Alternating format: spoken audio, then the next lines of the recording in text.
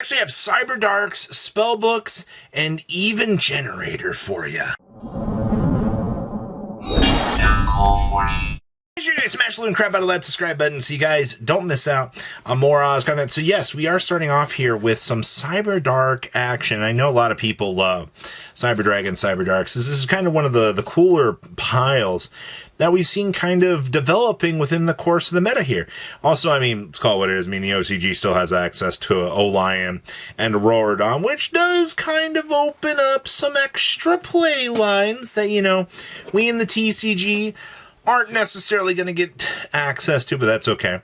You also do see that we've been side decking the Cyber Jormungandr as well. It just doesn't really feel like that good of a card. I mean, it does kind of come up a little bit, but it's something.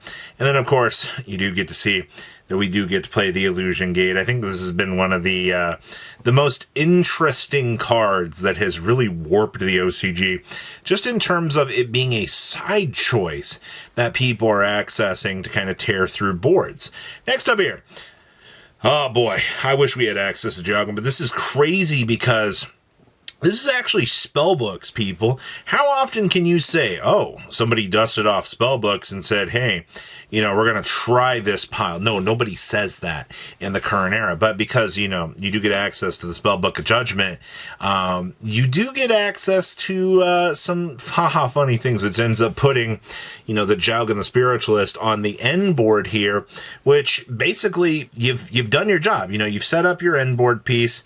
You know, now your opponent's got to kind of deal with the reality of, can I break through this? And I mean, usually going to be next to this board is going to be the Diabellstar monsters that are being toggled up through, you know, the waves of terribleness. And it also means that a Seeker Village is usually going to be involved as well. I mean, getting a Seeker Village deployed against you is just going to feel terrible. But I mean, Seeker Village plus Jowgen after resolving a Spellbook of Judgment is crazy. Next up here, we have some Generaider.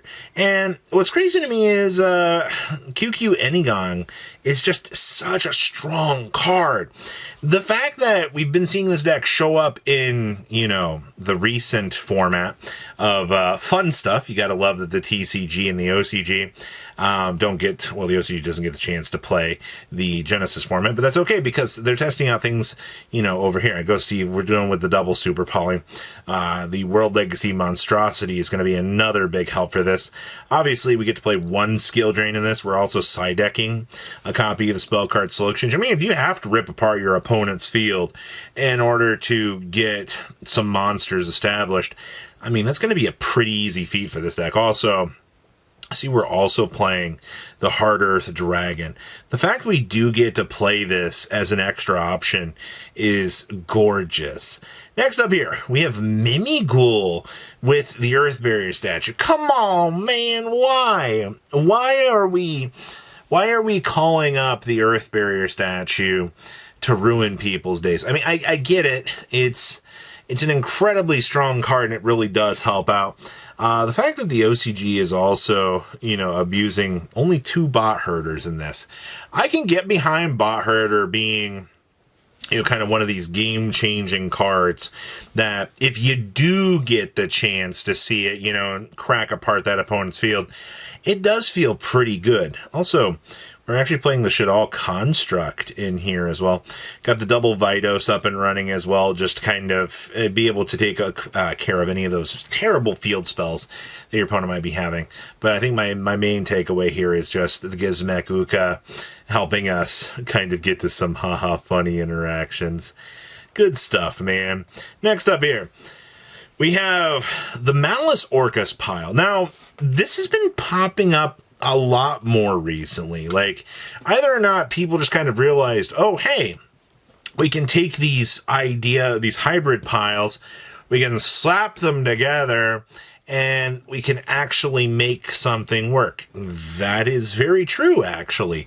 It's ideas like, you know, going down this, and then it's like, okay, now maybe if I have to pivot into, you know, some of the Malice stuff, I can actually do so. I think I'm more excited to talk about Heavy Slump down there than, you know, the idea behind this deck. But let's call it what it is at this point. I mean, generally you're going to be link locked anyway.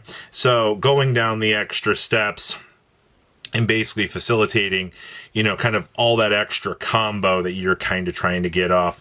Does seem pretty good. Also, Cyanide Mining does turn into a discard outlet and full Malice combo, evidently. Ooh, we have Vanquish Soul. So, Rosin got blasted in the OCG, but this has not stopped people from going, well, isn't a Chi-Chi-Chi just basically full combo?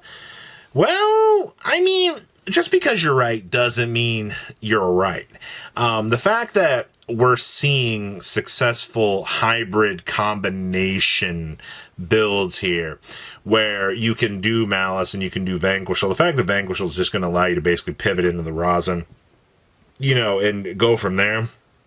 It's so crazy. We're also going with 2 of each of the traps. I feel like this is a pretty normal occurrence at this point. Also going with the Fuas for the extra draw power on the side deck, and of course, there just has to be an anti-scam fragrance down here, man. Like, you deploy this, go to town, congratulations, mission accomplished. You have done everything that, your deck set out to do. Next up here, we have Speederoids with the Radiant Typhoon deck. Now, I'm surprised that more people aren't testing. Well, the concept of testing this out, I mean, they have Baron de Fleur in the OCG. They do get a little bit more extra bang for their buck, which I guess is to be fair. And they've also got access to, Auroradon, which toggles you into the O-Lion, which does kind of get you some extra free bodies, which I guess does kind of do some crazy stuff. Honestly, outside of that, it's not too nuts for what you're working with here. 2 Terratops is a little bit interesting on the front of what you're working with. I just want to deploy Featherstorm and just ruin the opponent's day. Seems absolutely worth every ounce of it.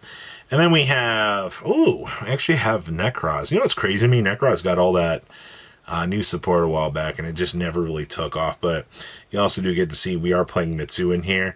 So your concept and idea here is we want to take all of the broken stuff that Mitsurugi offers to us, and we're going to slam down a Bread Hair and, the other Necros stuff, the Trishul, the Repapire, and the constant floodgate effect that the Unicorn gives us to just really stop any real things that the opponent's going to do. So that's a pretty straightforward thing. Also, we're side decking double Wozu.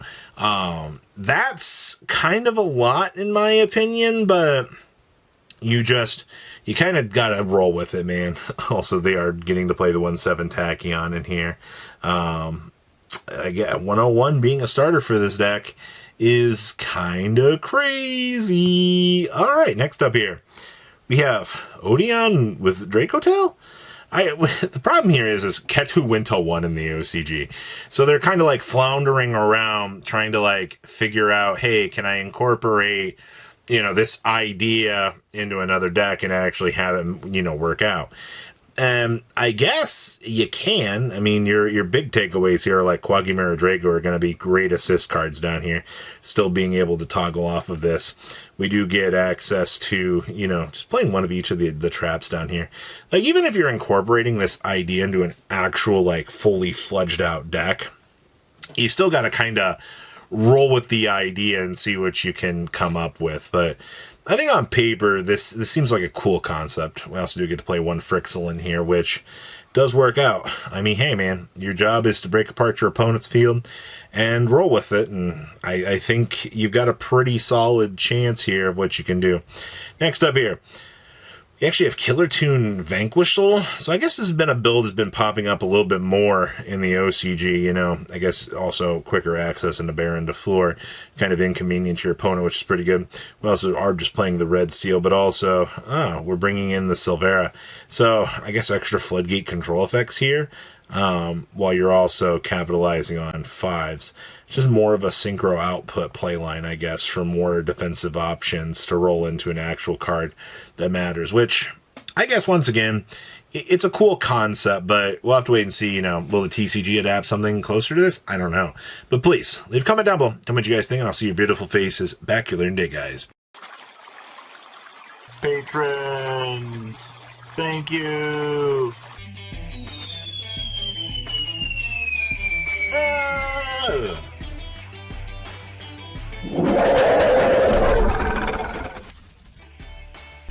Thank you so much for watching. Check out these other videos.